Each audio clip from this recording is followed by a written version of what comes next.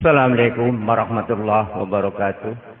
Dumateng para bapak-bapak, ibu yang hormati, para alim ulama, para ustaz ustazah yang kami muliakan, para hadirin, adik-adik yang kita muliakan, monggo kita sareng-sareng membacakan puji Allah Taala ingkang sampun beberapa nikmat nggih, nikmat sehat waras, nikmat iman Islam, Allahumma amin.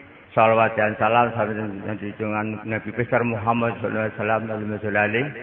Para bapak-bapak, ibu yang hormati, kula selaku pengurus Muslimin Hidayah mriki, kula ngaturi terima kasih kepada pemuda-pemuda kita yang telah memperjuangkan demi penyelenggaraan pengajian dan berangkat lebih halal.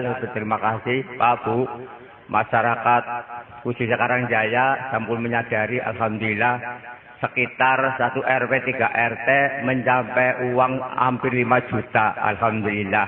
Niku sampun pada menyadari adanya pengajian. Mugi-mugi kangge pengawasan lanjutane ditingkatkan malih amal malipun Pak Bu nggih.